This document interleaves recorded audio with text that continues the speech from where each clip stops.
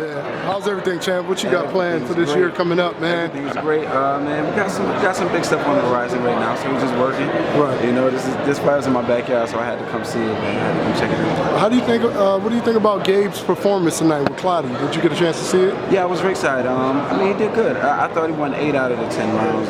2 judges had it 7-3. I had it 8-2. Right. But I mean, like, you know, he's been out of the ring for a while, doing the movie thing for a while, so it's, you know, it's a good comeback fight. He hurt Clotty and had him hurt real bad a couple times. So it's just good to see him back. Right on. Yeah. Now there's another middleweight fight up here that was on tonight. Billy Joe Saunders and Andy Lee. Right. I'm getting word that Andy Lee lost. So where does that put the middleweight division now? Who knows, man? I gotta jump back in the middle somewhere. Upset. You know, that's. But you know, I think Billy Joe Saunders was an Olympian. If I'm not mistaken, he was an Olympian, and he, I mean, yeah, he has a good background. So. Box rec. He took that loss. That's Andy Lee. Oh, so he took that. Wow. Yeah. Okay, wow. Man, I mean, Billy Joe's a little younger. He's been in a lot less weathering bouts, so I mean, it makes sense. You know, it makes sense. Triple G Canelo, man. You haven't been in with Canelo, but you definitely felt the power of Triple G. Definitely. First of all, is it real? No, it's real. It's like this with Triple G. Triple G has great punch placement. So I mean, you can have a lot of power, and if you don't hit a guy in the right spot, I mean, he can take a punch. Right. You can have minimal power and hit a guy in the right spot and really hurt him.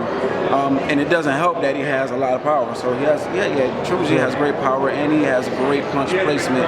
He knows where to hit you and how to hit you to, like, just physically zap you. So you know, like when I was fighting, he kept, like, he would hit me in it. I heard so many people talk about how good he works the body. He has a good hook to the body, but he kept hitting me like on the hips and in the butt and so like by the 3rd round. That's illegal, isn't it though? The hips and butt? It's illegal if the ref if the ref sees it. Right. Say that. Right. But you know, it's just it was smart on his behalf. You know, he knew I was a mover, so he wanted to take that mobility away from me. So I mean, it was smart on his behalf. You know, and you know, by the 3rd round, I just couldn't feel my right leg. You know what I mean? Which forced me to go on the inside with him, which brings me to my point about Canelo. A lot of people ask me right after the fight with Triple G, you know, 10 minutes after I got out of the ring, who would I think would win? And I said Canelo. It's nothing against Triple G. I think Triple G is an awesome fighter. You know what I mean? I think Canelo's an awesome fighter. But Triple G is a mid-range fighter. From far out, if you're boxing on the outside and staying, you know, keeping good distance like a Lara would do, he would beat him. Somebody like a Canelo on the inside, I think Canelo's just too strong, too fast, and too sharp on the inside. And then Canelo has great defensive skills. So, you know, I mean, if I had to put my money, I would put my money on Canelo. You know, nothing against Triple G, but you know, they say styles make fights. You know what I mean? So let's stick to that saying.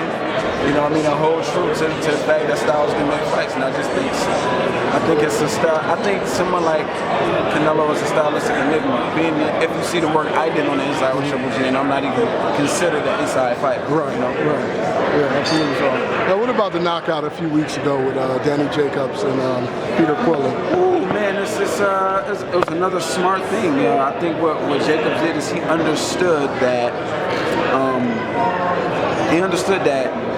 Peter Quillen is very strong.